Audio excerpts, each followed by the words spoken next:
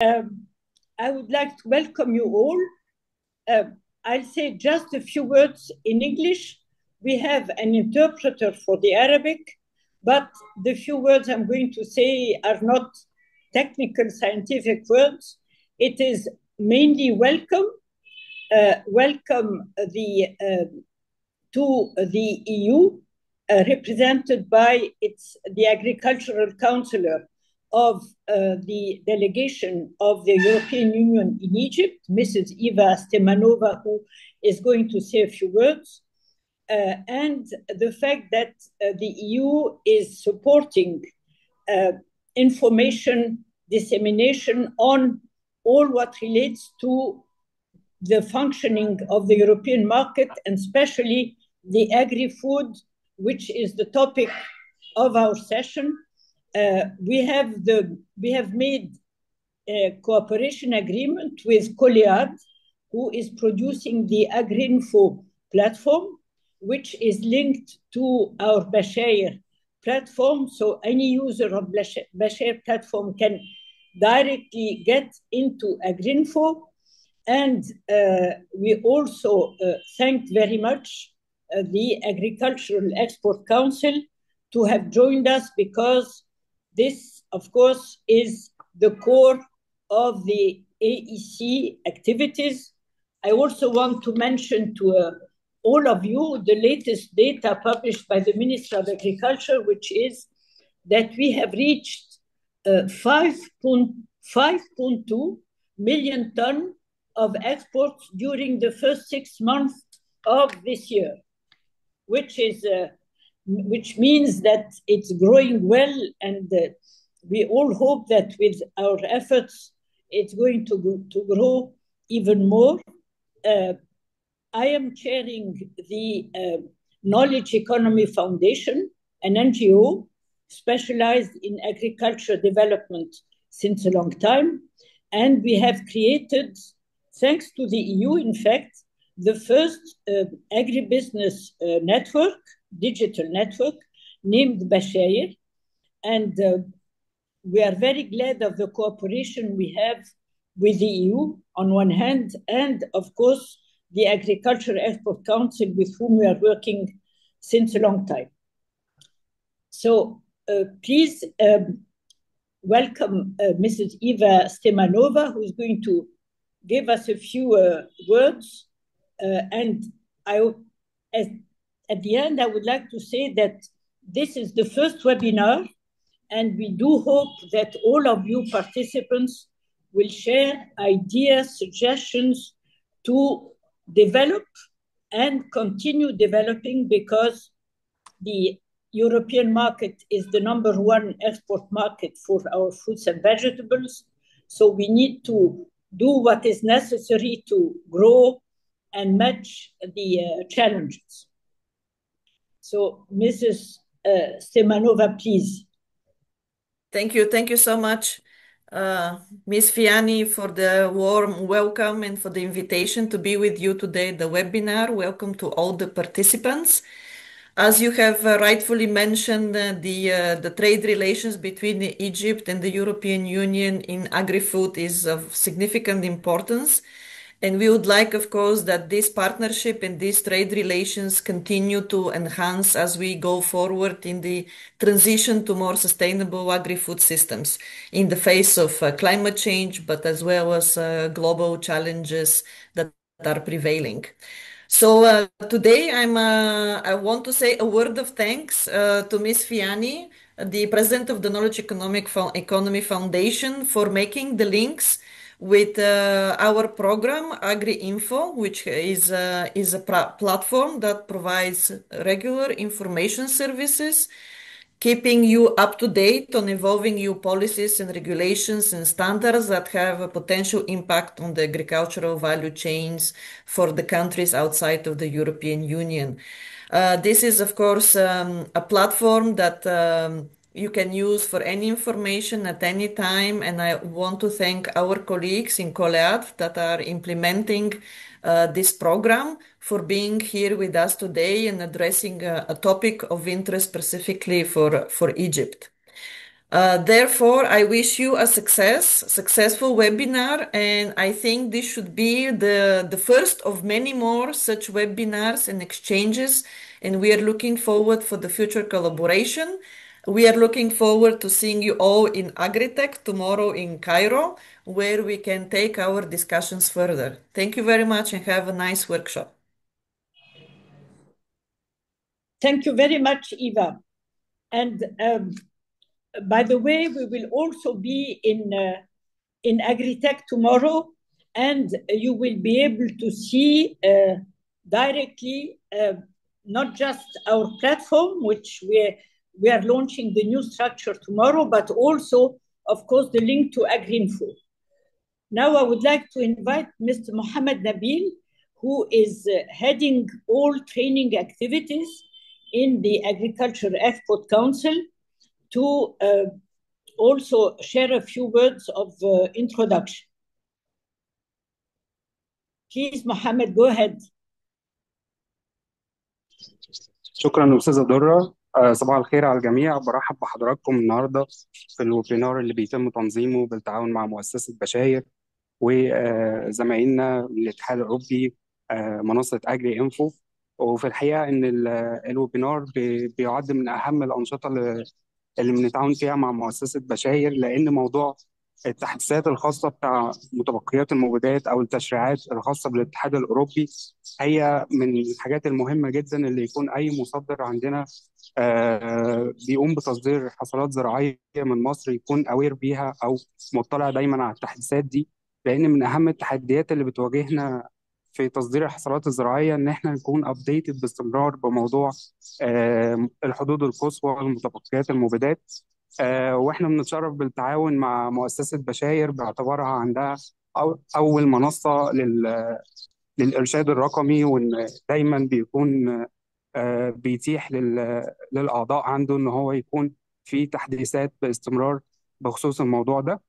أنا أتمنى ليكم إن يكون الويبينار إن شاء الله مفيد، وزي ما قال زمايلنا من أجري إنفو أو أستاذة درة إن دوت مش هيكون التعاون الأخير إن شاء الله، ده هيكون بداية سلسلة تعاون هتتم باستمرار عشان دايما نكون بنوفر لحضراتكم وسائل الاطلاع الدائم على التحديثات الخاصة بالسوق الأوروبي.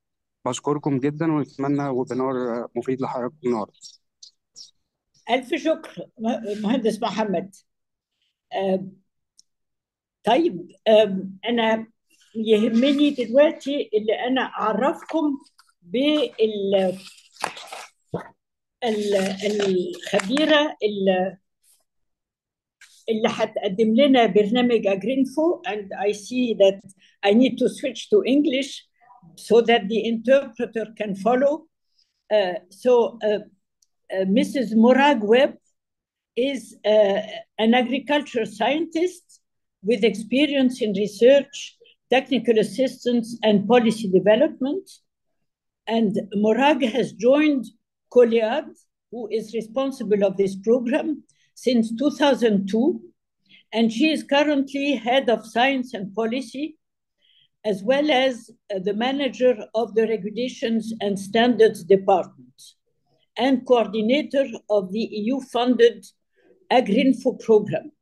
I would like to add that COLEAD is it's an NGO, by the way, like us, but it's established since 50 years, and it has been very focused on exchanges between the European Union and the many countries, including Latin America and Africa, of course. And we do look forward to quite an extensive cooperation. Mrs. Morag Webb, prior to this, worked in industry as well as in the UK Ministry of Agriculture. And then she spent 15 years in crop protection research, managing projects financed by the UK Department for International Development, the DFID, in both South America and Africa. So, Mrs. Morag Webb, please, the floor is yours.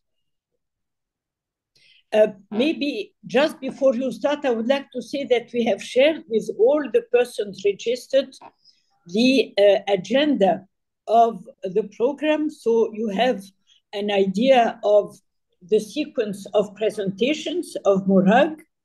And of course, the translation is here to support the persons who need an Arabic version of her presentation. It's simultaneous translation. Thank you. Thank you very much for the introduction, Mrs. Fiani and Mrs. Stemanova.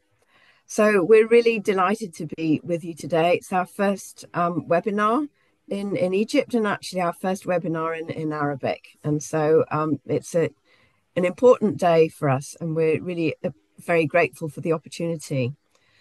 What I'll do today is give you a very quick overview of the programme and some of the trends and changes that are currently happening in EU agri-food rules and also fisheries that could have an impact on Egypt. We'll have a short session then so that you can ask questions.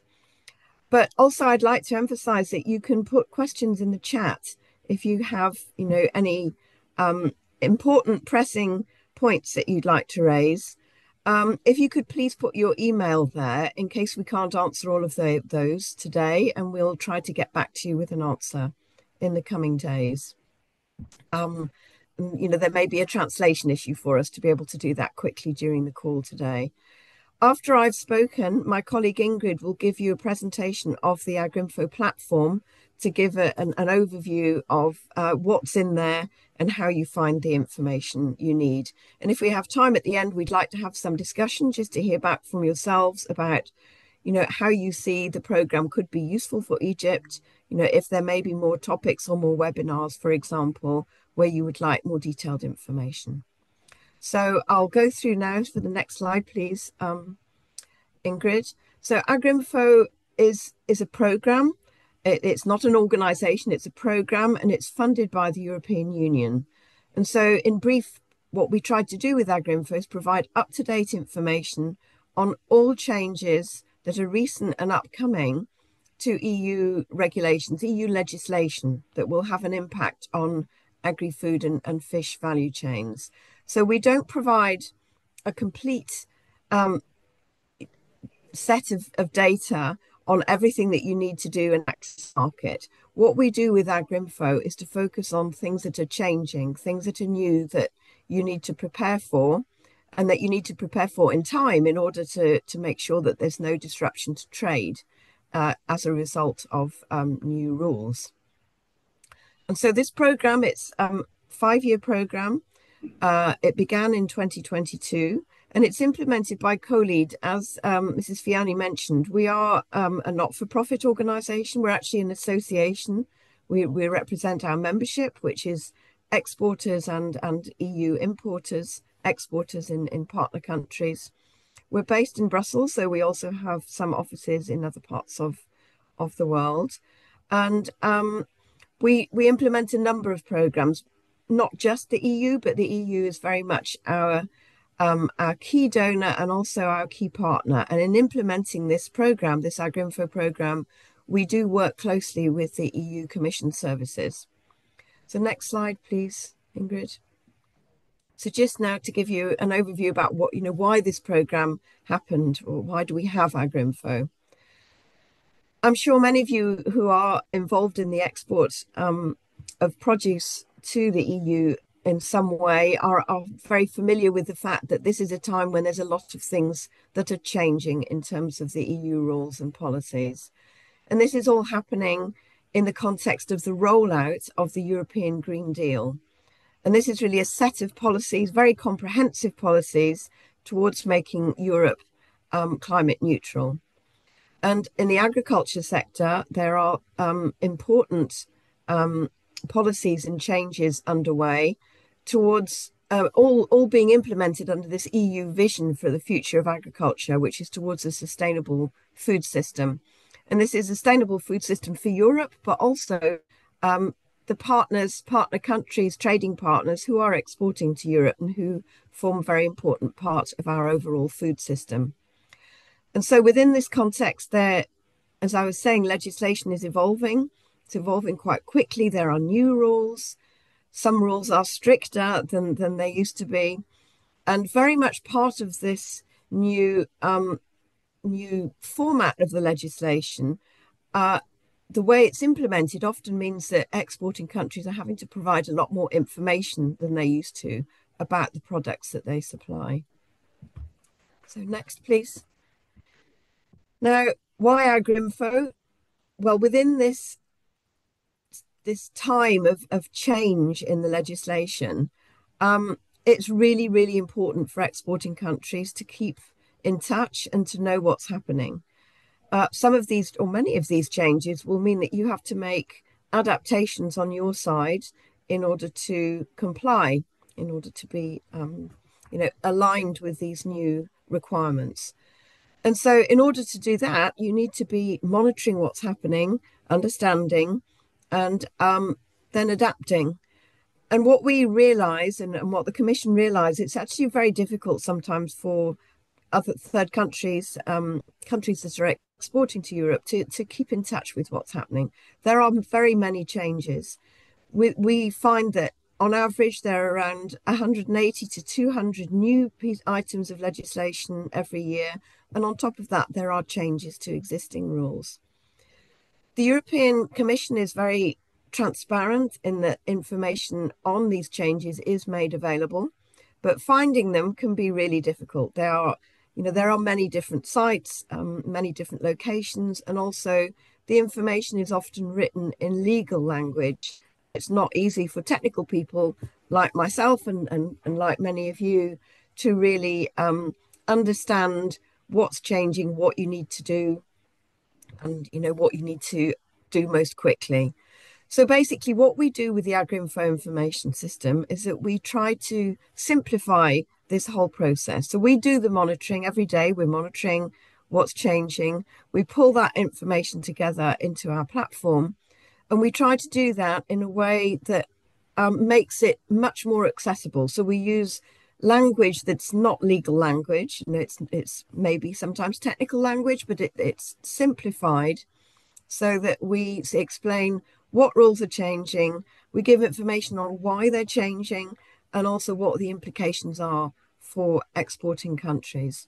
So in a quick overview, very simplistically, what we try to do is get information about new EU regulations to the people who need it, like yourselves, to get it to you when you need it, which is as quickly as possible and in a form that is easily understandable. So in a nutshell, this is what we aim to do. Just a brief overview of your exports from Egypt to the EU. We heard in the opening words that the EU is a really critical trading partner from yourselves, and we can see that this is just your top 10 products. The trend is for these to be growing, and so in 2024 you were exporting 2.6 million tons, which is a value of 2.2 billion euros, and this is growing. So next, please, Ingrid. Your main export destination markets within Europe are Netherlands, Spain, and Italy, but you have many different member states within Europe who are also importing from you. And this figure in front of you now that we've extracted from Eurostat throws a very, very healthy trend in that exports to the EU are growing. But this means that it's really for yourselves as a key destination market, it is critically important for you to be keeping in touch with what you have to do, what rules you have to meet in order to access the European market. Next, please. Now, I think it's important also to make a sort of quick overview of the fact that even though you are very successfully exporting to the European Union, there are some challenges at the moment in meeting those rules. And in the RASF portal, the Rapid Alert System for Food and Feed that is implemented by the EU, this gives an overview of where you are currently having some challenges, where there have been notifications when your produce is entering and crossing EU borders. And so RASF highlights areas where there is a food safety risk. And so we can see here that just this year, between January and June of this year, there have already been 69 notifications, most of those for pesticide residues, also contaminants including aflatoxin and some other food safety challenges. It is really important to avoid these notifications. And sometimes these notifications happen because you may not have the information early enough, for example, on pesticides that you are permitted to use and pesticides, the pesticide maximum residue levels. If you don't meet the requirements, it does lead to increased controls and special measures that can be imposed by the European authorities.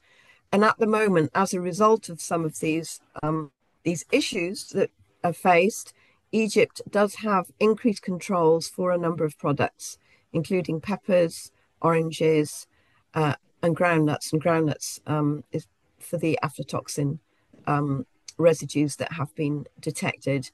And these, when you have increased controls, this does have important implications for, I don't know whether on the call we have traders also here, but you will know that when there are increased controls, it does increase costs and it does reduce confidence in Egypt as an export market. So it is really important to avoid these notifications wherever possible. And that means knowing about and complying with rules in good time before they are introduced. So next, please, Ingrid.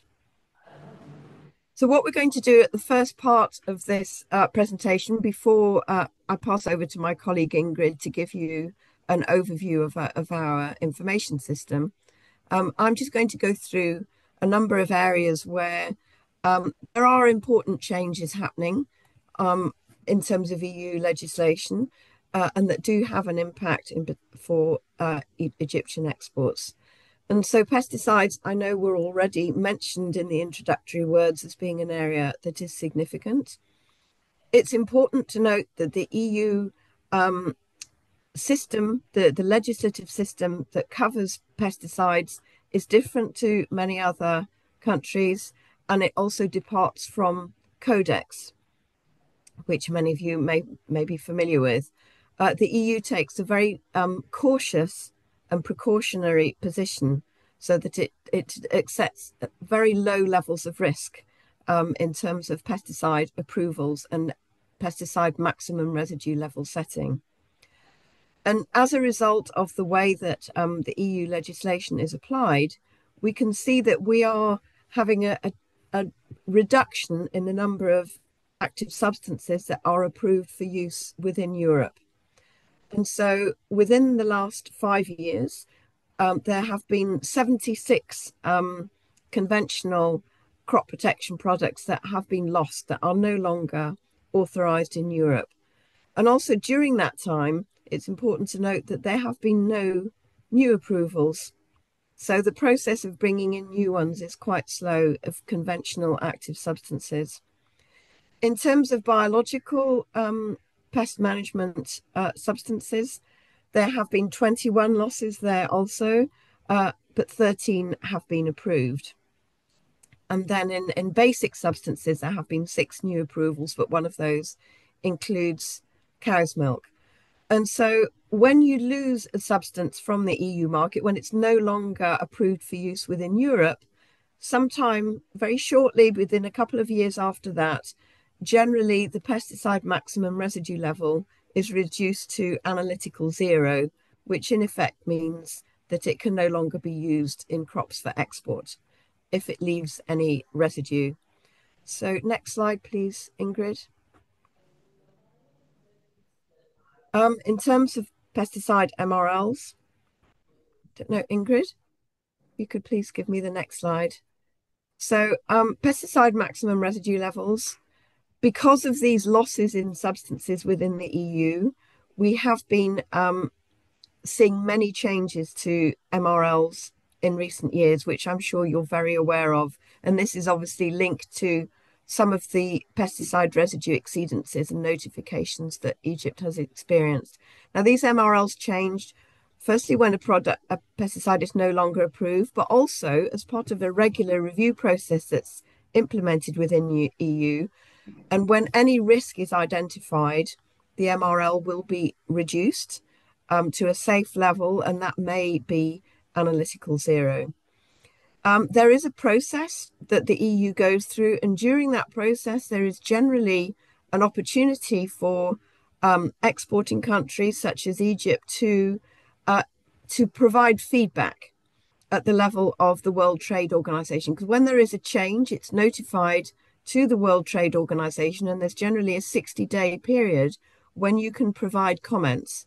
And so sometimes when there is a substance that might be very, very important to an export sector, there is opportunity to notify and have a dialogue with the European authorities by providing this important feedback so that it can sometimes influence the direction of the legislation.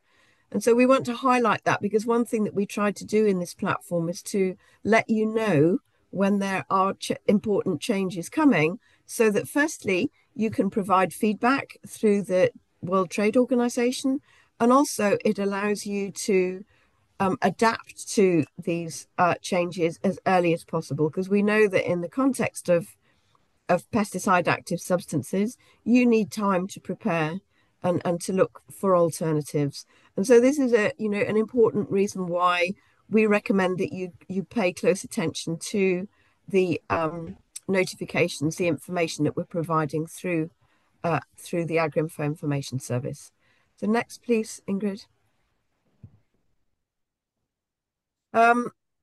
There are quite a few changes that are upcoming that we feel are relevant to Egypt, looking at your most important export crops. So there are changes, for example, with deltamethrin. On potatoes, they came in December 2024. There are others that have been introduced already this year, and you can see in the last column there the date when the new maximum residue levels apply for. But there are others that are under discussion at the moment, where we feel it's really important for Egypt to remain informed. Carbendazim, for example, which you're using very likely on oranges, etc., and thiophanate methyl, which also you're using on oranges, mangoes, and other fruit. So discussions are ongoing, but it is likely that changes will come in on those two last substances soon. And of course, thiacloprid is a really important product that's used on many fruits and vegetables that are exported from Egypt, and changes came in May. So this is the type of information that we give out through Agrinfo. And I'm sure Ingrid will be showing some of these later on in a demonstration. So next slide, please. Another area that we want to highlight concerns mineral oil hydrocarbons. Now, there are different types of mineral oil hydrocarbon, mineral saturated and aromatic hydrocarbons. And these are substances that are derived from petroleum, coal, and natural gas. Now, up until now, there has been no fixed maximum level within Europe for these substances, but Europe retains the right to remove products exports, on a case-by-case basis if the levels are found to be high. And in this first box there, you can see the levels that are currently, considered as excessive and high, where you might find that products are removed from the market. But recently, the European Food Safety Authority has conducted a food safety assessment of these substances and has concluded that levels in food can be damaging to consumers. They damage DNA in cells, and they could cause cancer. And so as a result of that, the European Commission is currently considering introducing maximum levels for these substances. And so those new substances would come into application from 2027. And they do affect a number of important export crops. They don't affect fruit and vegetables, but they do affect, for example, spices, dried herbs, oilseeds, etc., as you can see. Next slide, please, Ingrid.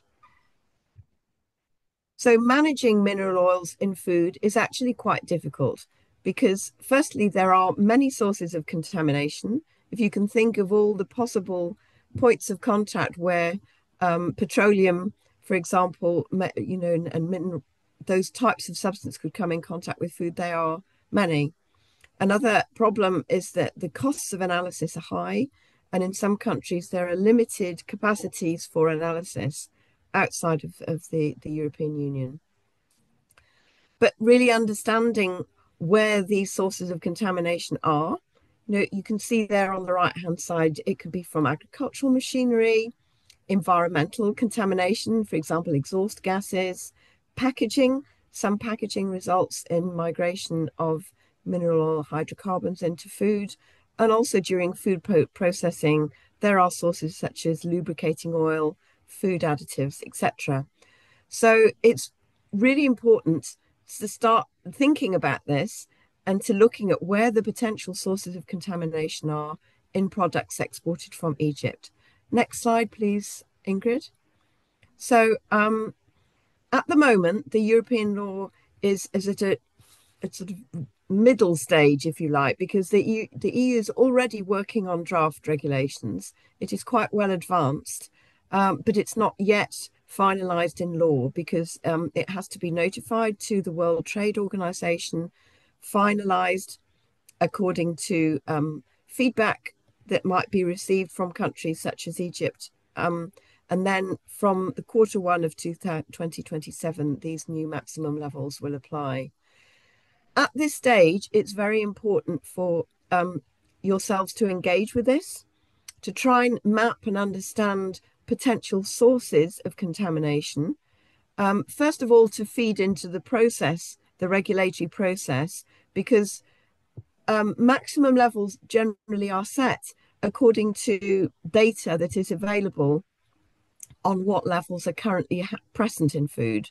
And so this is why it's really important for exporting countries to provide the European Commission, European authorities with data on what levels are currently present.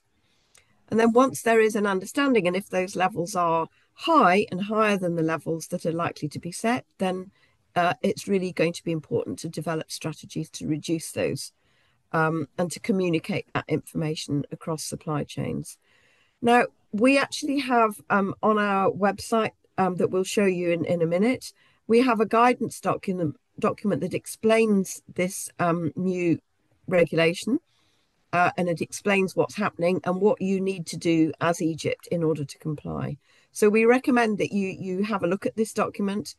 You can download it, and of course you would be free yourselves to use a translation service to translate that into Arabic, because I'm afraid it's only available at the moment in English, French and Spanish. But I'd also like to highlight that later on today, in fact, very soon after this call, we have a webinar. My colleague Ingrid has just shared a link in the chat so that you would be very welcome to go straight from this webinar to join the other one, which will also be have simultaneous translation to Arabic, and that will give you an overview by one of the European experts on this new regulation and what you need to do. So if you are able to take another hour or so out after this call, I highly recommend that you join that webinar also. So thank you very much, Marie-Hélène, for sharing that. Next slide, please. Another really important area that we'd like to highlight is the revision of packaging and labelling rules. So new rules are being introduced in stages. Already there are some that you might be aware of on single-use plastics, for example. Oh, I'm sorry, it's available today in English and French. My apologies, I thought it was also in Arabic, the call today, but that's not the case. Okay, so packaging and labelling. You know, there are many things that you are exporting that involve packaging of some sort, food contact materials or transport packaging, etc. Now, these new packaging rules are quite important and far-reaching, and they will be introduced in stages from 2026. So that includes, for example, maximum limits on PFAS that will come in from polyfluoroalkyl substances that will come in from August 2026. From 2030, all packaging must be 70% recyclable. Also from 2030, plastic packaging must have a minimum content of recycled material. From 2028, sticky labels on fruit and vegetables must be compostable. And then also from 2030, single-use plastics cannot be used on fruit and vegetables in quantities, in amounts of less than 1.5 kilograms. This is just a very, very brief summary. There are many things happening, and more detailed rules are going to be coming out in stages from next year onwards. But this is an area where it's going to be really important to follow and to be very engaged, because it will involve exporting companies in Egypt looking at where they are getting their packaging from, whether those sources are aware of what's happening and whether they're going to be able to adapt in time, and if not, to look for alternative sources of packaging. So this is an area where we strongly recommend also that you follow on Agrinfo, because we will be giving updates, and later on in the year we will very likely be offering webinars on this topic also to give you more detailed information. So next please, Ingrid. I'm going to mention due diligence very, very briefly, because you may have heard the term here about due diligence regulations that are coming out of Europe, and many things indeed are happening, but they are, some of them, under discussion, and so they're not yet fixed in new legislation. So there's nothing that you have to do yet, but there are some things that you have to prepare for and start thinking about. So here, forced labour, actually, that already is in force. The forced labour regulation prohibits the supply of any products that are made with forced labour and prohibits the supply on the European market. Now, that legislation has already been introduced, and it will be applied from December 2027. So that may not affect any supply chains in Egypt, but it's an important area to be aware of. The other two regulations that you see on there, there's a Corporate Sustainability Due Diligence Directive. The aim of this is to really address the environmental and social impacts of food that's supplied in Europe. And what Europe wants to do is to make sure that, there is a minimum negative impact on the environment and that no people are harmed through the buying of produce from partner countries. So this directive will be asking for a lot of information about the way food is produced and who is producing it and where it's coming from. There is no direct obligation on companies that are exporting to Europe. All the obligation is on European companies. But these big European companies, including supermarkets, will have to provide information to the European authorities. And in order for them to be able to provide that information, they will be asking their suppliers to provide them with assurances and information about where that produce is coming from and how it's produced. Similarly, the Corporate Sustainability Reporting Directive, that also is only applied to large European companies, and those companies have to provide information that lets their shareholders and the general public see what they're doing around sustainability by providing a lot more information in their annual reporting. So at the moment, we don't really know what those requirements are going to be, but we very likely will in the next year or even by the end of this year. So things are changing very quickly, and through Agrinfo, we will be providing information as it comes out. So we recommend also that you follow this. At the moment, the discussion is at the level of the European Parliament, who is giving feedback to the Commission services on their proposal. So again, here, follow us and we'll keep you up to speed. Now, the next slide, I think I'm going to be passing on to my colleague Ingrid before we go on to a short session of questions and answers.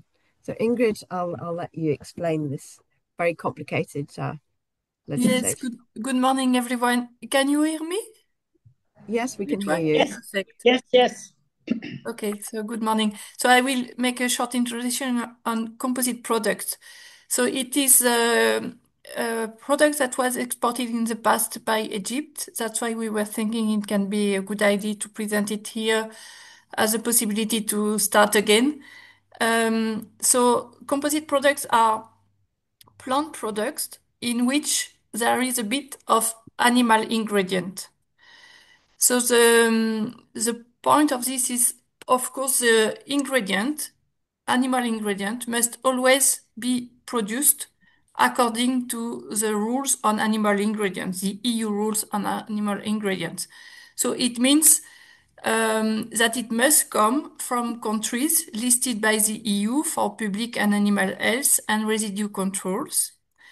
And in the future, I will explain this later, there will be as well a new list on antimicrobials in 2026.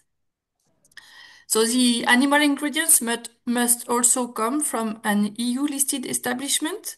So you have Tracy's website where all establishments are listed and it must be in.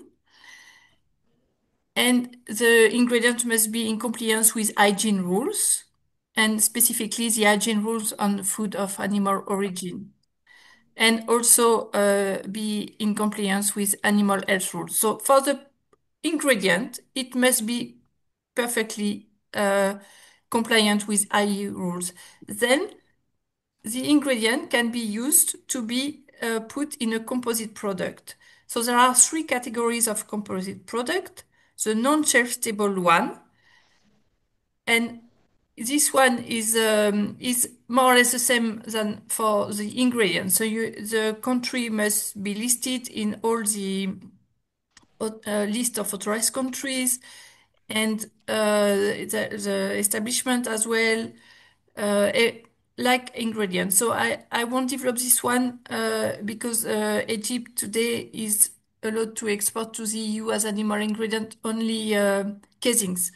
So this is not yet possible. And for the shelf stable containing meat and colostrum-based ingredient, it is also quite complicated. But where there is a possibility maybe for Egypt at middle term is for the shelf stable, not containing any meat and colostrum ingredient.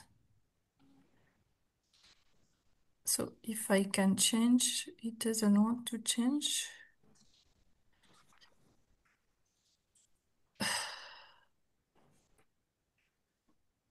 My computer is stuck, sorry. No, too much. So just to develop a little bit regarding the shelf stable, not containing meat and colostrum-based ingredient. So in the past, Egypt was exporting this, in particular with chocolate containing milk. So in that case, so the regulation has changed in 2021. So before, countries were allowed to export composite product when the animal ingredient was just a little ingredient. It was according to the percentage of the animal ingredient in the composite product. But now the legislation has changed and is based on risk. So the animal ingredients must be in compliance with the rules. So for shelf stable composite product not containing meat and colostrum-based ingredient, what is requested is for the non-EU countries to be at least listed for one of the big ingredients, such as meat, dairy, fish, or eggs, both in the food safety list and for the residue control plans. So you need to have an X in the residue control plans for one of the big four commodities, which are meat, dairy, fish, or eggs. And for fish, it is aquaculture. It's not wild fish. And then for being able to export, when you have this X for one of the countries, you need to have either another X for the animal ingredient you want to put in your composite product, or an O, or a triangle, which guarantees that. So you need to ask for this, and so the animal ingredient in that case, if it's an O and a triangle, can be from an EU country that you import, or another non-EU country which is approved, and you put this ingredient from this country in your composite product. But it is a little bit strange because you can be listed for aquaculture, for example, and put an egg product as an animal ingredient in your composite product.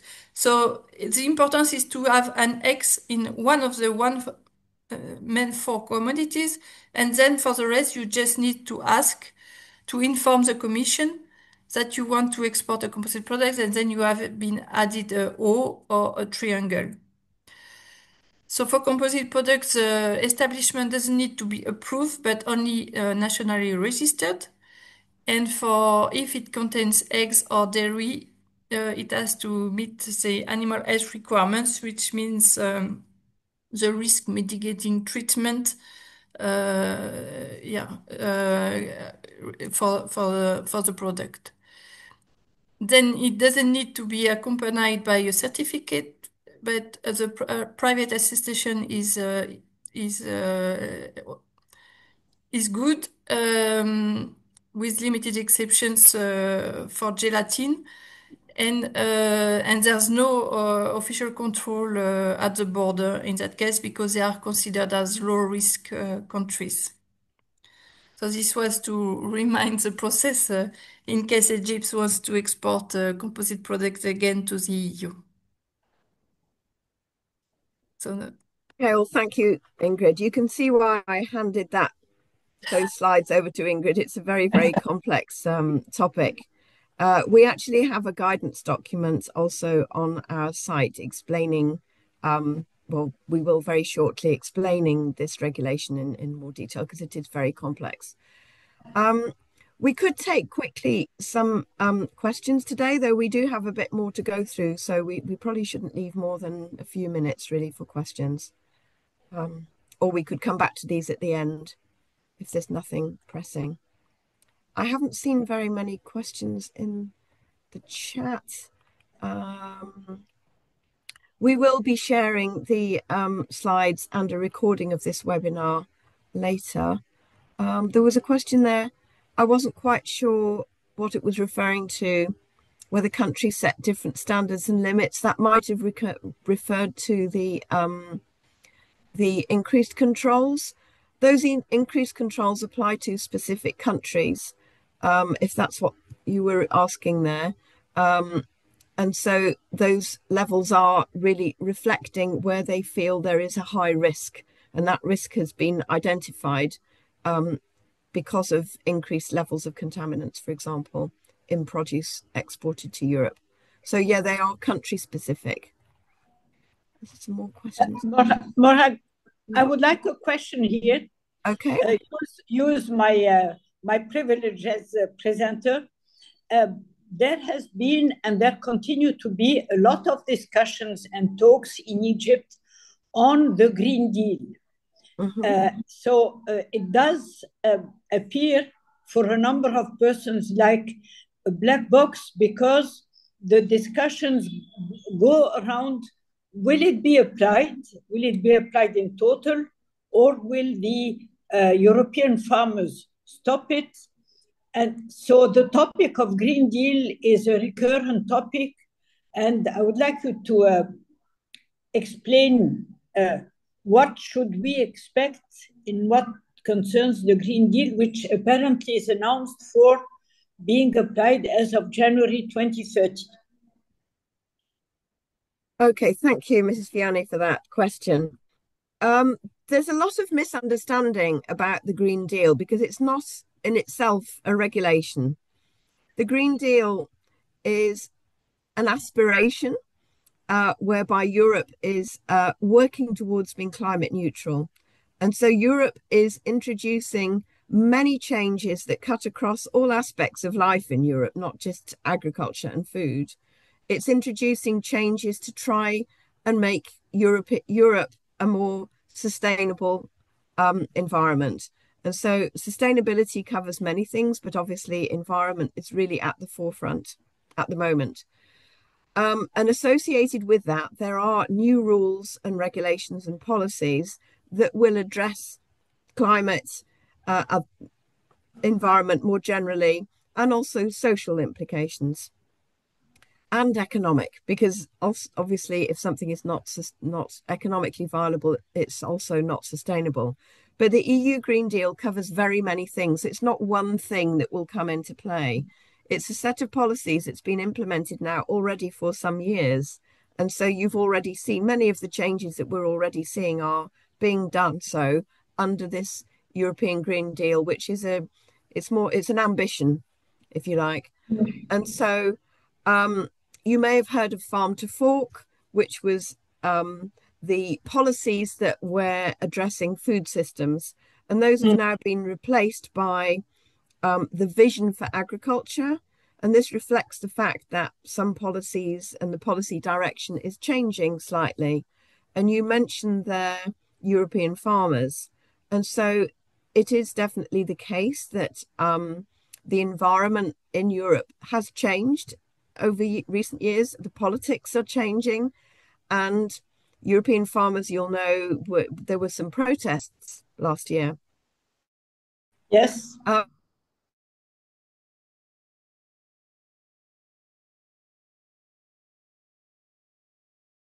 As a result of this, some in the end less strict, then the trend that Europe is undergoing will go away completely, because there is still, very strong ambition, as there should be in all countries, to reduce the environmental impact that our consumption patterns have. So things will continue to change. We're not, as I explained with the due diligence initiatives, these are the ones that are really very focused on making sure that the way food is produced and supplied has minimum impact, negative impact on people and the environment. Those policies those new directives are going through, but we don't know the final content yet. And one of the reasons for that is because they are now being discussed at the European Parliament, where obviously you have this consideration of, of European citizens and their feedback through their parliamentarians, etc. So it's already the Green Deal is already very much in operation, but some of the really big changes are not yet well defined, and they may be less heavy than we originally thought they might be. You can have a look on our website. We have, if you put due diligence as a search item into the platform that Ingrid will show in a minute, you will be able to read our latest summaries of what's happening with those pieces of legislation, because there have also in the last couple of weeks been some more changes. But thank you. It's a very interesting question. There's a lot of misunderstanding also about what Green Deal means. So exactly. Yes. Exactly. Yeah, sorry, somebody there had mentioned some question. Yeah, the levels of harm. It's a very good, interesting question, because of course the level of harm stays the same, but people in some parts of the world are less willing to risk harm than they are in other places. So when I was explaining the EU pesticide legislation at the beginning, the EU takes a very low risk attitude towards pesticides. And because of that, it sets limits that are stricter than are set by others. So, the way that the legal system works reflects that. And so it's very much based on not on the risk and the way a product or a substance is used, but it's based on the hazard of that particular substance. And so if it is hazardous in any way, and it could be a substance that causes cancer or genetic mutations or whatever, it will be targeted, and the levels will be reduced. And so they may be different to what you get set in Codex, which uses a different regulatory process. So it's all about the willingness to accept harm. It's the willingness to take risks. But it's a very interesting question. To export strawberry from the EU, well, there are many regulations that could affect strawberry. In terms of the pesticides that could be used on strawberry, but also food hygiene, etc. So that question is probably a bit too broad to answer. But if you wanted to see whether there is anything new that's changed recently, most likely in terms of the pesticide permitted substances, you could put strawberry into the search item, and it will list all of those that are affected. Conditions across the value chain and due diligence. Okay, well, in the Corporate Sustainability Due Diligence Directive, it addresses potential social harm that could occur in the value chain. As I was explaining, we don't know exactly how that will be done, but it may be through European companies. Big companies such as supermarkets will have to have their own code of conduct, and they will have to demonstrate that all those suppliers meet the code of conduct. And it is likely that that code of conduct will address issues such as working conditions. It's very difficult for us to answer questions at the moment because we know that you're all working with private standards. So if you are exporting to a European supermarket already, you will know that you have to very likely be certified to a social standard. And those social standards will certainly address, certification, I mean here. And those certifications will address working conditions. What is unsure at the moment is how the private standards will align with the new changing regulations. And this is something that we hope will be clarified in the next few months. CBAM is something that we're not actually addressing because we're only looking at agri-food and fisheries. So we're not actually explicitly covering the carbon border adjustment mechanism through this information platform, but we do have some information in there. So the common requirements, there are plant health requirements and there are food safety requirements.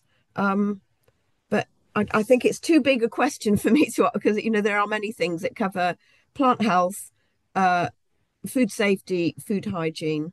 There are quite a few things. I think you may need to refine that a little. But also what I can suggest that you do is, food safety, the main one there is pesticides, to look at, what pesticides are permitted for use in the EU. Also, if you want more general information, we have some links at the top of our website, which direct you to other sources of information on exports. And there is a program called Access to Markets, which give you much broader view that covers everything that you need to do. It may not be completely as up to date as we are in terms of regulations, and it won't tell you what's changing, but it will give you a general overview of what you need to do in order to export to the EU. So I also recommend, perhaps, Ingrid, you could show that when you demonstrate the site, because I don't think we can go into too much more detail now. So what I'd like to do next, we'll have an opportunity for some more questions later on, but very quickly now, we'd like to show you the Agrinfo site so that it will help you use that going forward after today, if you're not already aware of it. So Ingrid, could we go on to the next slide? I'll give you, there's just 3 or 4 slides where I'll give you a very brief explanation. And then Ingrid is going to give you a demonstration so you can actually have a look at what the site looks like and what's there. So basically, through the Agrinfo information system, we have a website, and our website is updated every day. We're putting more information on there. So when there's something coming out of the EU, when they announce and publish information about a regulatory or policy change, we will make a record on it. And these records we'll put into the system. So you can see there, the very latest ones have come out. There's some maximum residue levels and also deforestation regulation, which is something I'm sure you've heard about. We've got a series of reports in there. There's over 500 that you can have a look at, and these are searchable. And the really important thing to emphasize is that all of these reports follow the same system. We give you a quick summary on what the change is, what products are affected, exactly what's changing, why it's changing and when, and it gives you some background information and access to the European resources. So if you want more information, you know where to go to find it. But all of our records form the same format, and they're written in a way that is generally very easy to understand, except for some, really technical things that challenge us. But Ingrid will show you some of these in a bit more detail, but we just wanted to give you an overview. So that's what you'll find on our website, and this is completely open access and free for anyone to use. So next, please, Ingrid. You can search items on the website, but something we just wanted to highlight here, there is also an Ask Agrinfo facility. So if you have a question on something, for example, some of the questions that are coming up in the chat here, you could send us a question via Ask Agrinfo, and we'll get back to you as soon as we can. And if it's something really complicated, we'll go and ask the Commission services for their help, and they'll give us orientation. Next, sorry, you can go ahead, Ingrid. Next slide. This again is something that Ingrid will show you, but every 2 weeks we issue a newsletter, and this newsletter will list everything that's changed in the last couple of weeks, and it will give you links on how to access our record. And it will also show you when there is something really important coming up at the World Trade Organization or at the level of the European Commission where you can have an input. This is updated regularly, and it's completely, again, free to subscribe to. So we'll show you in a minute how you subscribe, but we recommend that you do, so that you don't have to rely on somebody else to give you the information, but you receive it into your own inbox every couple of weeks to let you know what's happening. And it's not available in Arabic, I'm afraid, but it's available in English and French. So I think I'm over to you next, Ingrid. Oh no, or is there one also? The next slide is showing you that we have this possibility to give you webinars. And so today we're giving you a general overview on what Agrinfo is about and what it does. But we also have the possibility to give you detailed webinars on a particular topic, such as, for example, composite products. That I'm sure you got the idea there that how complex that is. So, sometimes there are topics where you might want more information. So this is something that you may want to think about coming back to us to let us know if there's something that you would like us to do for Egypt.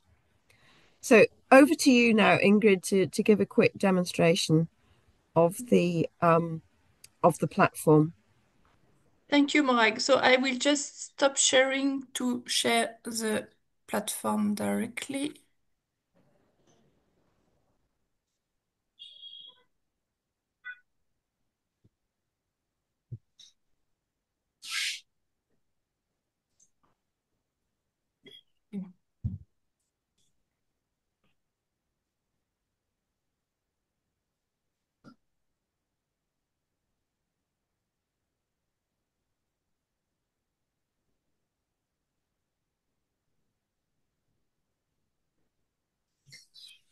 Okay, can you see my screen? We can. Yeah. Yes. Perfect. So I wanted to start from the newsletter because at the end, this is really the easiest way to monitor the change in the EU regulation is to subscribe to the newsletter. So you see this is the last one. And then if you are interested in something, you just click on the link. So you see the date of entry into force. So, for example, carbendazim. I click on the link and I hope you will see my screen. Do you see the right screen? The maximum? We do. Perfect. Thank you. So you see, when you click, you arrive on this page. So you have the title and the summary directly. Then we have two types of records, the full report and the short version. So I will show you first the short version, but you can already notice, so here you have the translation if you prefer in French, for example, and you can already notice that you can download the records in PDF or to share them directly by email. So if I go in the full record, so you will see what Morag just shown you, the update, the impacted product, what is changing, the reason why it's changing, the timeline, the recommendations, the background, and the resources. So we keep the sentence short. We go straight to what is changing in easy words as much as possible, but it does not prevent you to go further. So you have the links, for example, to the EFSA opinions and to other regulations. So you can always deep the understanding for you according to your needs. So if you go to the short version, you have always, of course, the full title of the document, and we merge here the what is changing with the reason why it's changing, and the actions with the recommendations, and you have the timelines, and you always have the table that shows you so the old MRL and what will be the new MRL here. So normally it's really straightforward and you can understand, and you have on the right here related reports, so you can also go back to other reports which are linked and to improve your understanding. So very important here is to see that you have the little house here, and this is the welcome me page. And I advise you to go there. So when you are on the platform, it's where you will find everything. So everything, including yeah. So the big. So you have here the different functionalities I will show you. The big buttons here, but also the newsletter. So in case you missed one or you want to go back, you just subscribe it, but you want to go back in a previous newsletter, you can always do so. Also, when you have subscribed, in case you don't receive the newsletter anymore, just tell us or resubscribe, because it happens sometimes. We don't know exactly why, or sometimes you share your newsletter and someone else subscribe and it's you which has been a subscribe. So just resubscribe in case you don't receive the newsletter anymore. So if you click then on newsletter, you will find all the previous newsletters. And you see we have already 52 newsletters. So I go back to the little house. So you have on your left the last, I was too quick, the last records published.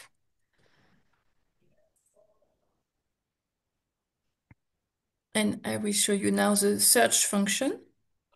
So this search function allows to search in three ways. So either by keyword, either by topics. So if you have a look here, you understand how the database is built.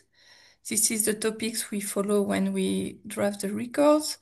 Or you can search also per commodity. So these are by HS code. So easy to understand. And you can also now search by regulation number. So if you are aware of a new regulation, then you type the regulation number and you will find it. But frankly, I advise you to search by the full text, by the keywords, because here you can put everything you want.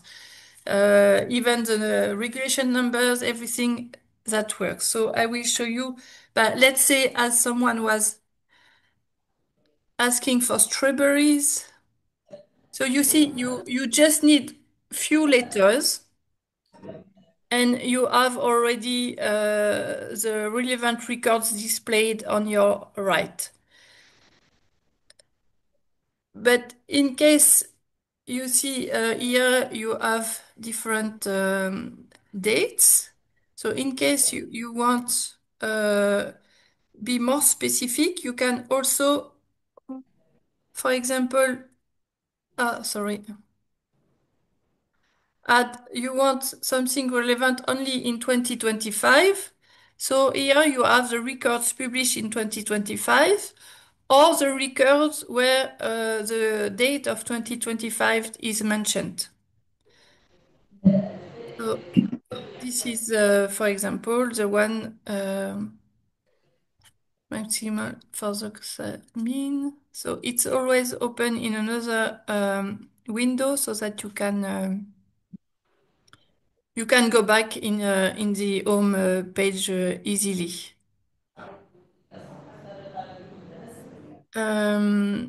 What I wanted to show you as well is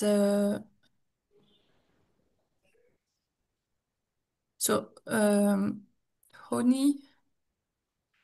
So honey, Egypt can't export honey for the time being, but it can be an easy market. It's an easy animal product, and you see here that we have published. So there is a record on the guide we published. There were many changed in 2024 in the last years for honey. So we did a guidance document where everything is gathered. So you click on the guidance and you have all the main requirements to export honey to the EU with a list of countries, with the need to list establishment, which is new for honey, the new list on antimicrobials, and also the certificates.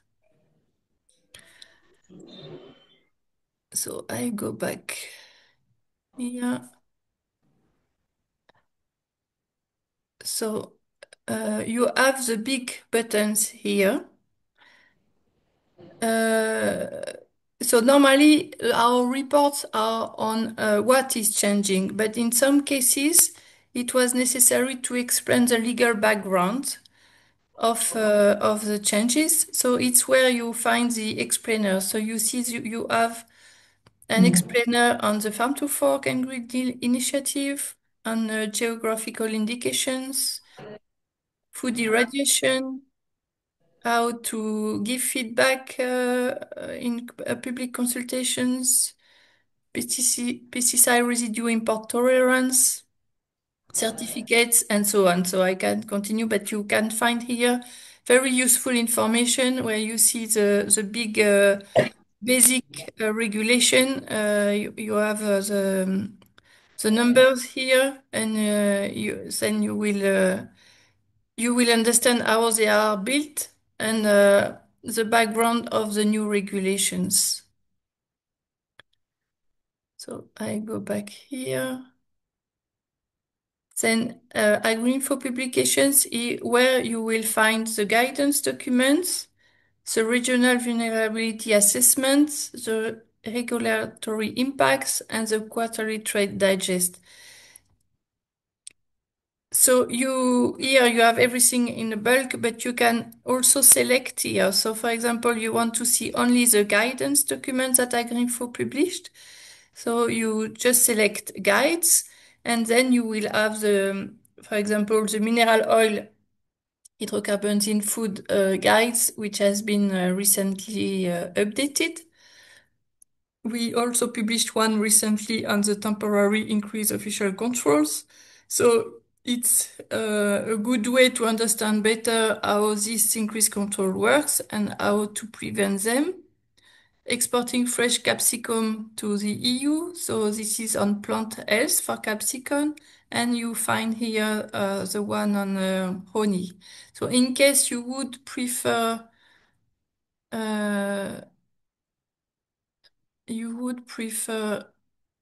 sorry, because it's hidden. The French version, another version, so you have to click here and then you go on the other version. So I go back here. Here you have a button for EU reports on non-compliances. So it's where you will find a monthly report on rapid alert system notifications. Also, the interceptions on traces and the suspected food fraud and food safety non-compliance. So these are monthly reports.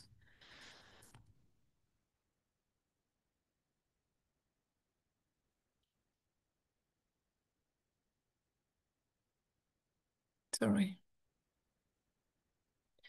Here we have the ongoing consultation. So in case you are wondering where you could give your feedback, what is going on. So you click on this function and then you find what is going on. So we follow both the public consultation at WTO level and in Have Your Say system. Have Your Say is the EU system, the public consultation platform. And you have here the deadline to give feedback. Normally, it's at midnight the day. Sometimes it can be at noon, but most of the time it's at midnight.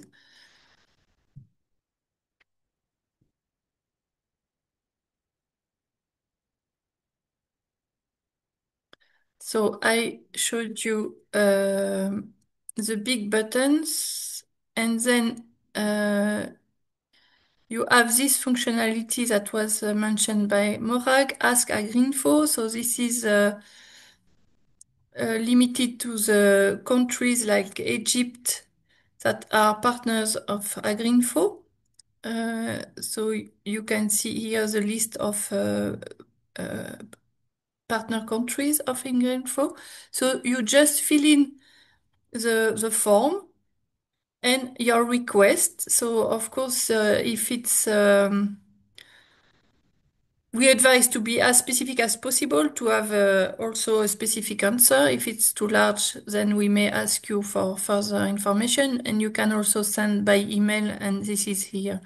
So you just say who you are, what you want to know, and we will come back to you.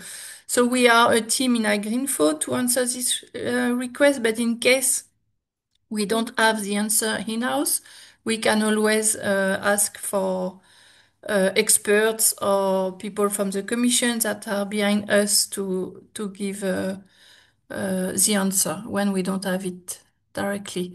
Subscribe. So this is the form to subscribe to the newsletter. So again, it is free, and we highly recommend to subscribe if it's not yet done, because then you will be also informed on other issues like the alerts. So when there is a new upcoming changes that may have an impact for Egypt or for some commodities that are in interest for you. So we will send the alert to the people who have subscribed, of course, because we can only send to people that we know about. So we advise you to subscribe, and as well when we have webinars, like now we have the one on mineral oil, we inform the people in our database. We need you to be in our database, and you have to do it yourself, because for GDPR issues, we can't do it for you. So this is the same link that the big buttons for the publications that I showed you, and the links that can be useful. So every day we monitor all the website, like Erlex, and we do this monitoring to define what are the new texts that can have an impact for the partner countries of Agrinfo. And each time we find a text that can have an impact, then we draft a report and it is in. So Agrinfo is really a platform to do the monitoring of EU regulation at your place. So just subscribe to the newsletter and then you will be kept up to date to what is changing. And we are behind with Ask Agrinfo in case there is something not clear. And as Morag mentioned as well, we organize webinars to go a bit further on some issues, so mineral oil, and we will have some on traces as well in October. So I think I'm done on my side. Is there anything you would like me to show that I would have missed?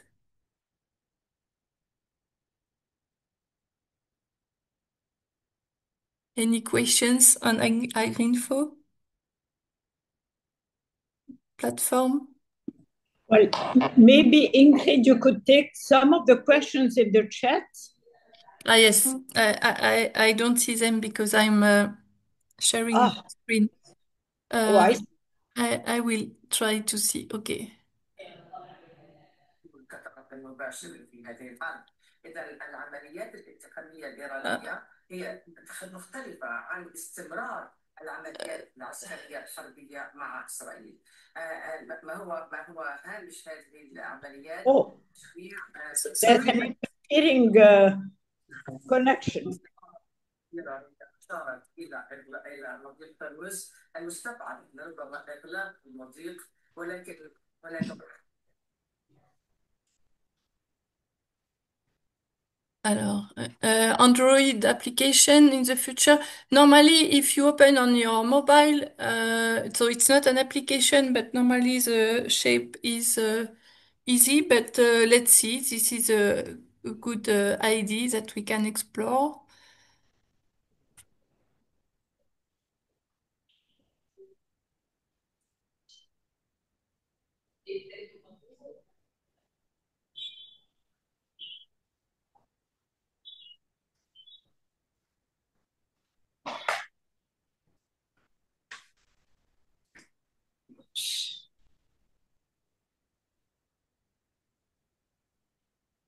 So did you manage to see the questions? So I managed to see the one in the chat, but I see there is only one on the platform itself. And I will see Q&A.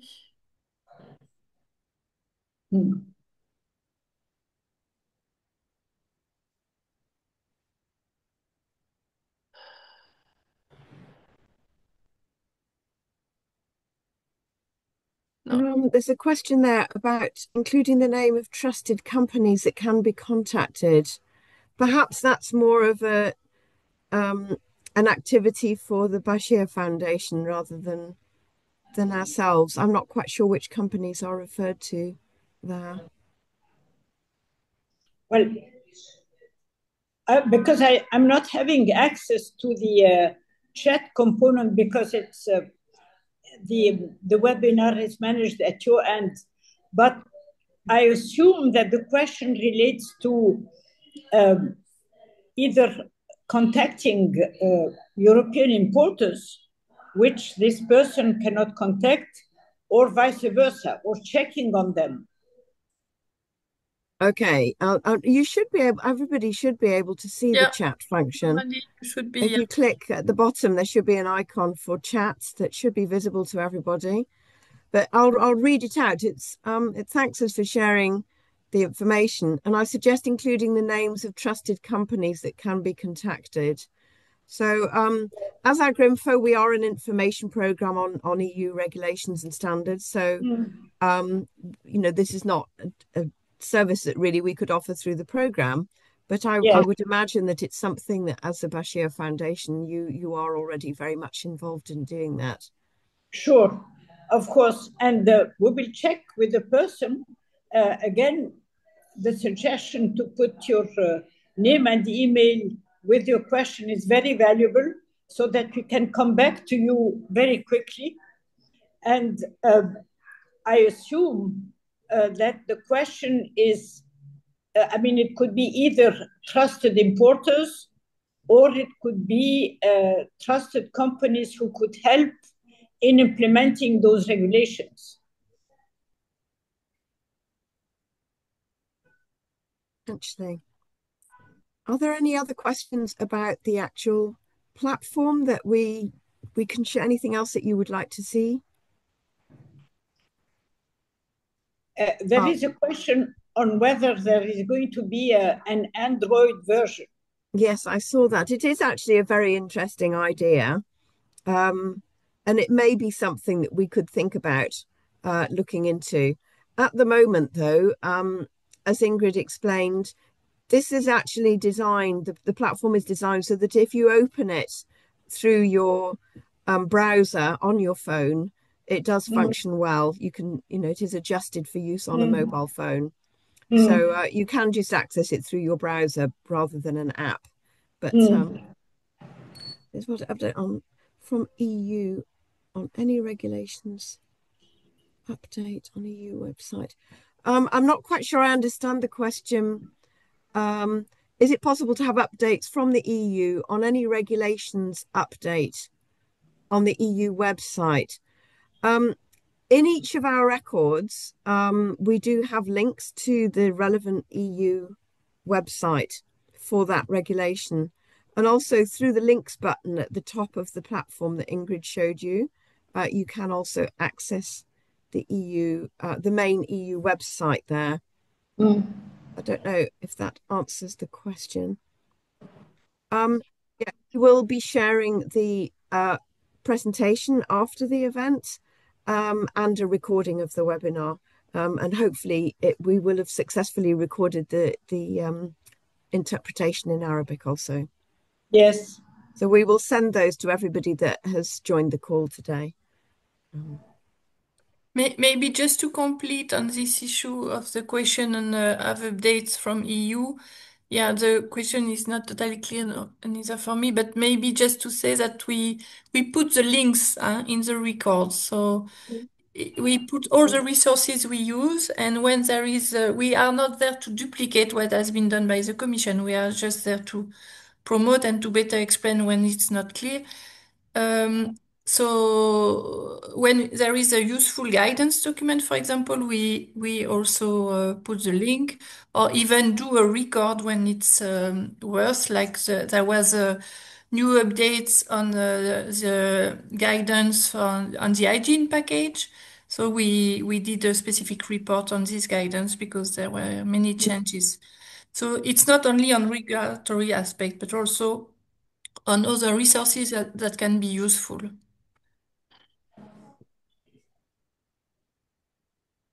So as Ingrid said, at the end of every record, there is a list of the resources that we recommend that you have a look at if you want more information. Just to let you know that the other call, the other webinar on mineral oils is opening now. So if anybody wants to join that one, it should be accessible by now. And the link was shared higher up in the chat. So I hope everybody can see the chat because there have been some links put there during the course of the webinar. One point I would like to take up, because I know, Morag, that you need to join the other webinar, is if we can take, let's say, 5-10 minutes more to exchange among ourselves, because we are very keen to have your feedback, all the different specialists working in the agri-food in Egypt and targeting the European market, as to your questions, your suggestions on how we should develop this program of information awareness concerning the EU and in cooperation with COLEAD, of course. So your ideas and suggestions are really welcome. Well, thank you very much. One of the challenges for us is that, we're all based in Europe. And And our work is primarily focusing on, getting the information from the various different sources at European level, and making that information available to you in an easy to access format through the platform. But the success of this information service is really on making sure that the information reaches the people who actually need it. And so on this call today, it's great to see we have over 60 people who've joined the call. And I'm sure that you're representing a variety of different types of entity, public sector, private sector companies, perhaps. But really what we need is help in Egypt and in all the countries where we work to make sure that all of the people who need to be informed of changes get to receive this. And so pesticides is a very good example, because things are changing so often at European level. Many of those changes are going to have an impact on products that you're exporting from Egypt. And so producers, processors, companies that are involved in the supply chain need to know that as quickly as possible. Some of these, as an example, with the pesticide regulatory changes, you don't have long. I mean, it may be a year, sometimes less. And that's not long in agricultural terms to make the adjustments you need. So really, one of my, I don't know if it's a recommendation, it's also a request, is the help of yourself and the other people on the call to make sure that as many people as possible are aware of this information facility and that they use it. Obviously, not being available in Arabic is challenging, but unfortunately, because our partner countries, they are 142 countries, it's quite difficult for us. It involves a lot of extra resources to add a new language into the platform. So at the moment, we're not going to be planning to do that for Arabic. I mean, perhaps in the future, but at the moment, no. And so we will also be relying on organizations such as yourself, Mrs. Fiani, to be helping to extract the information that's relevant to Egypt, translate it if necessary, and make that available to your constituency. And so, that there's still a lot of work to be done to get the information to where it needs to be. Sure. And sometimes there may be situations where composite products was a nice example. Egypt used to be exporting. It's not exporting at the moment, but you may have companies that are quite interested in going down that road. And so if, for example, there are entities that would like to have more information on a topic such as that, you can always come back to us and say, would you be able to organize a webinar on this particular topic? We have some webinars that are going to be offered routinely, and every few months, every quarter, we'll be having probably a webinar series on topics that we know are important, such as packaging. And so we will put a lot of information and publicity out there when we're going to have these webinars, so that you know about them and that you can join. I think in September, we'll also be having a webinar on traces. And so we'll have somebody from the European Commission joining us to present the traces system and letting people know, how best to use that and how to upload information, etc. But if you've got perhaps people on the call today also have suggestions of topics that might be of interest. But it's something that we could channel through the Bashir Foundation, and you can come back to us to let us know. Definitely. And maybe I would like to suggest, if, for example, there are specific products of interest which requires more research. I was quite interested by the honey value chain you presented, because Egypt, you confirmed that Egypt's honey cannot be exported to the EU because of a series of issues, mainly related to pesticides, of course. But it would be interesting to take a value chain such as honey, but doesn't need to be honey specifically, and ask you to help in identifying the key problems which do not allow such a product to step into the EU.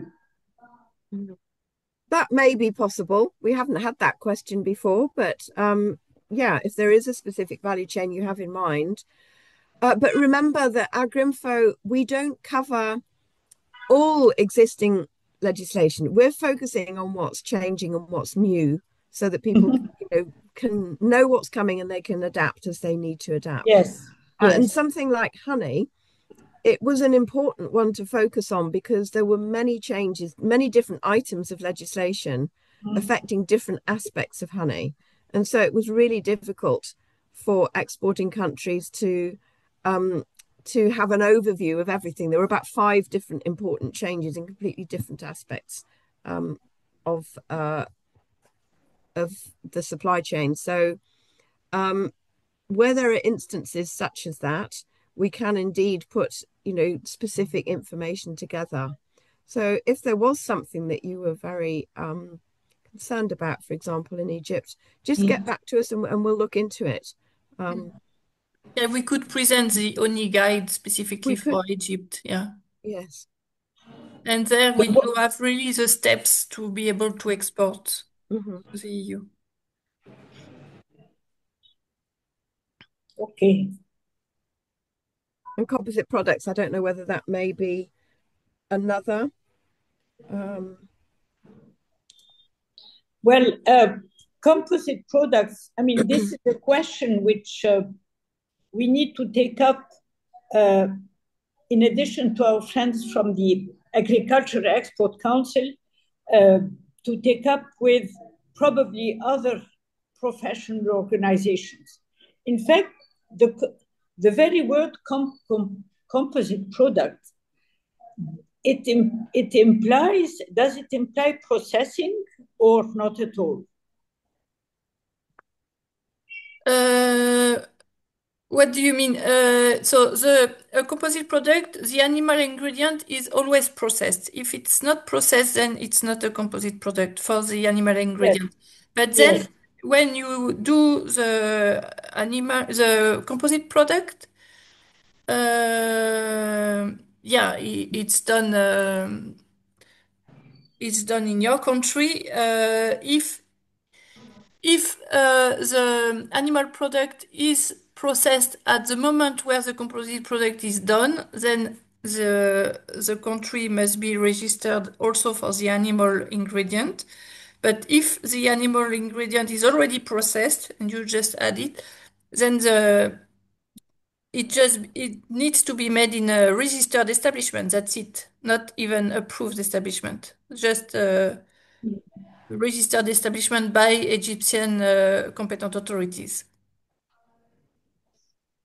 Maybe what is needed is to give examples of what composite products could be. I mean, for example, Egypt have very recently obtained the export license to the EU of fish, but that is fish fished from the sea. Yeah. That we still have substantial work to be done in what concerns the farmed fish, the aquaculture production. There, one could understand that would it be labeled composite product because of the fish feed, which is the basis of the aquaculture, or? Yeah, it needs to be aquaculture. You need to be listed for aquaculture first. Yeah. Of course. Yeah. But that would be in the category composite products? So composite product is really a plant-based products where you add an animal ingredients. So like biscuits, because you have eggs or butter or dairy ingredients inside. Like a pizza where you add a little bit of ham or whatever. Yeah. Chocolate. But if it is an animal ingredient where you add plant ingredients, then it's still an animal ingredient. For example, a yogurt with strawberries is still a yogurt. You see, but the limitation is sometimes a bit tricky. But when we will publish our guidance, we will give a lot of examples. But Okay. but sometimes the decision has to be made on a case-by-case basis. But yeah, you have also generic examples. Yeah. Okay. Because my understanding is that Agrinfo is focused on, at least this is what you have presented today, that it's focused on fresh fruits, vegetables, herbs, and so on, not the processed. Or am I wrong on that point? Yeah, Agrinfo is for all commodities, whether Okay. fresh or processed, and Okay. animal or vegetable. Okay. Yeah, all commodities. It's more Right. COLEAD who has for some departments a more specific focus, but not Agrinfo. Agrinfo is for all. Yeah. Okay. Well, Could I come back? There's a couple of questions in there from Sudan.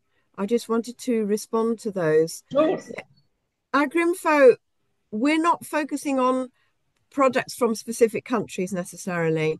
The Agrinfo program, it's focused on European Union legislation, and we provide information when that legislation is changing to let you know basically what's happening and when and what you need to do.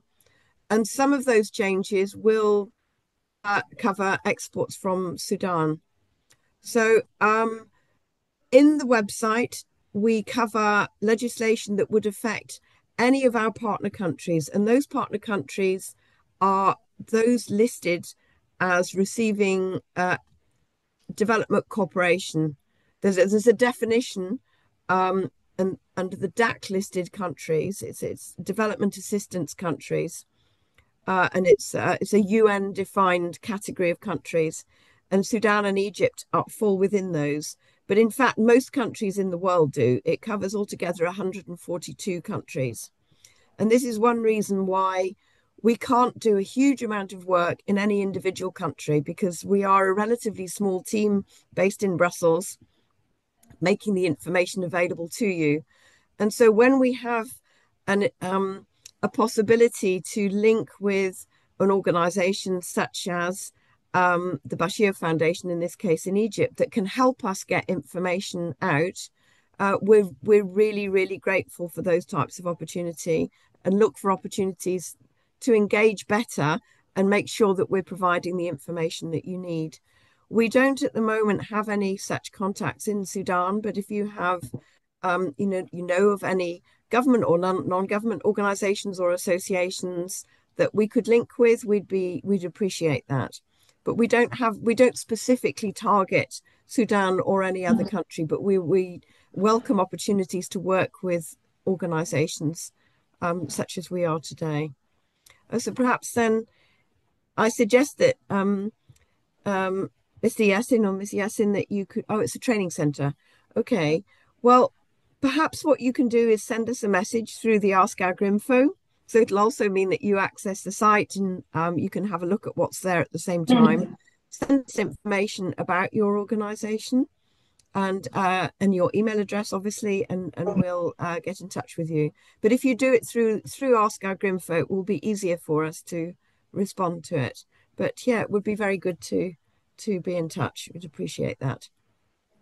And a training center is great.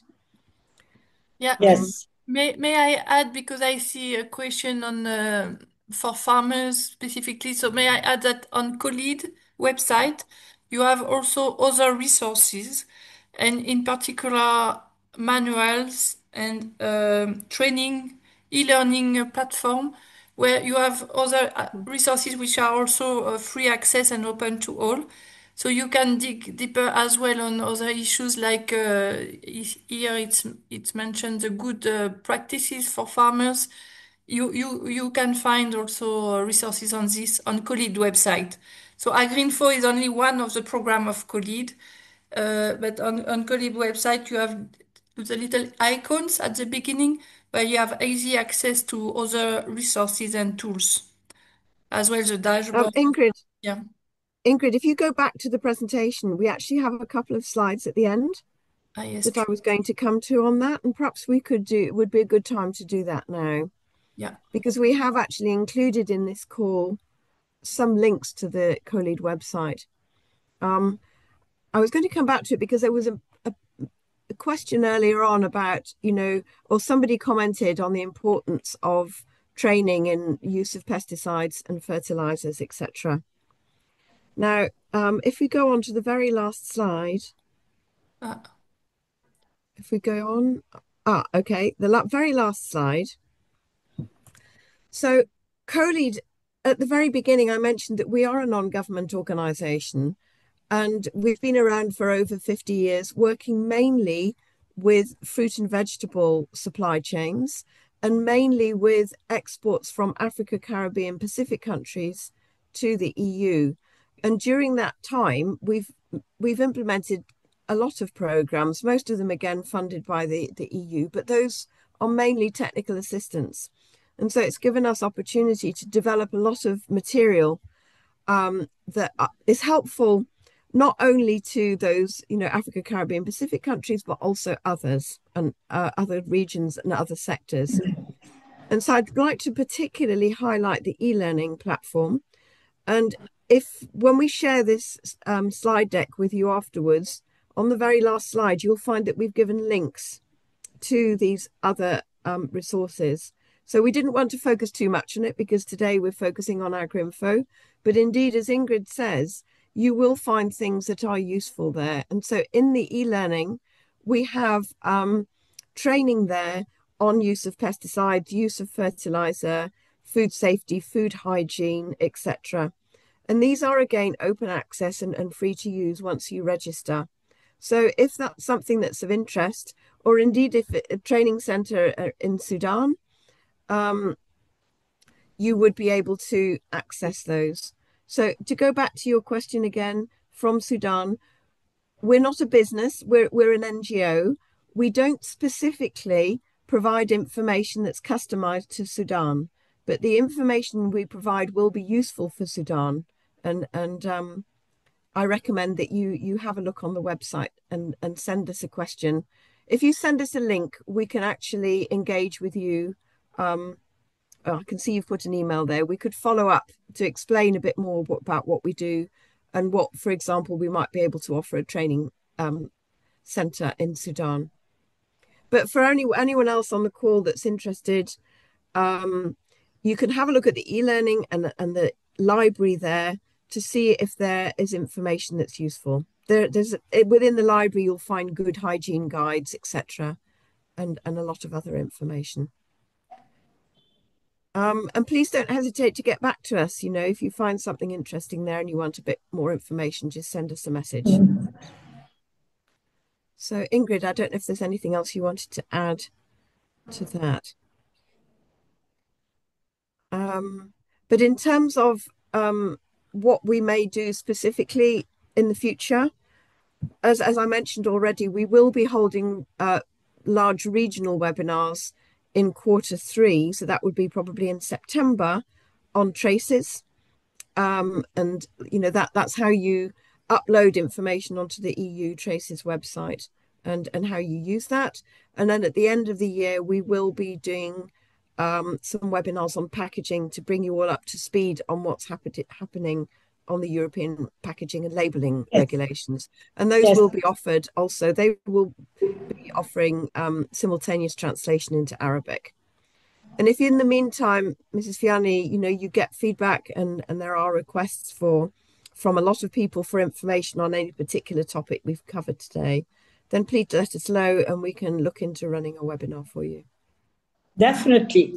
Well, there are two obvious ones to come. First is a webinar which would be more directed towards the processed fruits and vegetables, who are not that much around the table today. I mean, it's much more the fresh. And the second, related to packaging, what I thought of is to bring on board as well the producers of packaging in Egypt, because obviously they are directly concerned, and it's important to check with them that they are aware of all those rules and that this is potential business opportunities for them. Mm-hmm. Absolutely. Absolutely.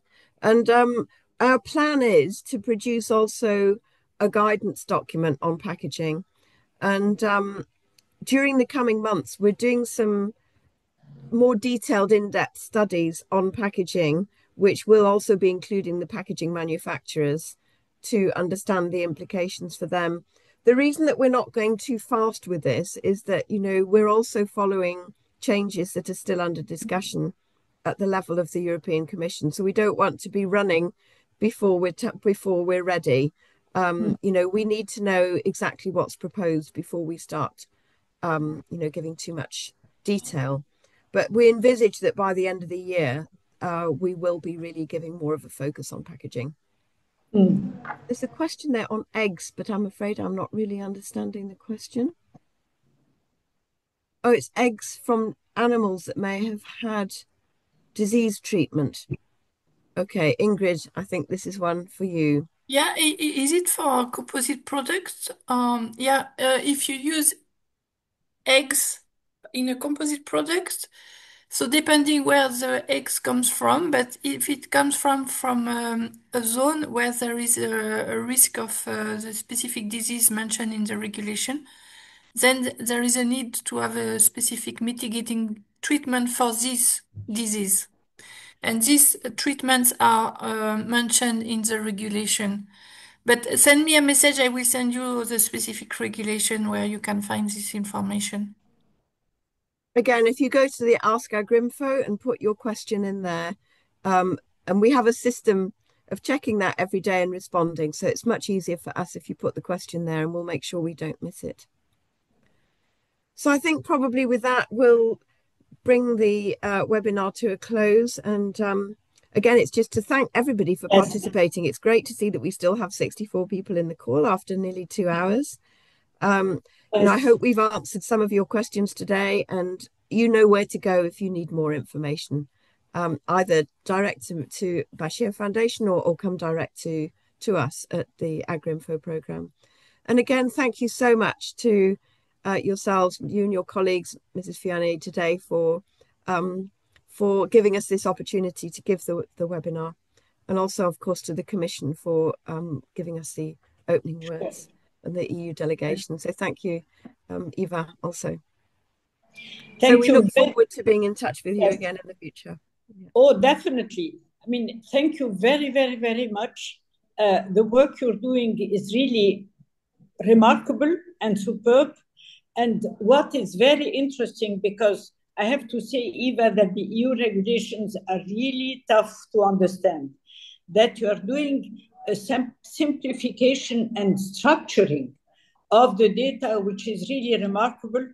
And I can assure you that we will have many webinars. On one hand, there are much more entities involved in fresh fruits and vegetables exports, but as I mentioned, there are the processed, which need to be brought to the table, and the packaging, which of course is key. But I'm pretty sure that within the coming weeks, we will have more suggestions from the business community in Egypt. Thank you. And there was just another question there about the recording. We will be sending this to everybody who was taking part today, but you're very welcome to share the recording with others who were not able to join.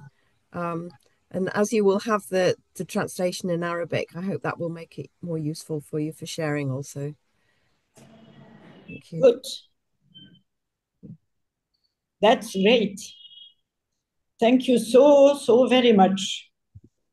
Okay, and have a very... Yes, thank you. Thank you very much, and have a good day. Thank you. Everybody. Thank you. Bye-bye.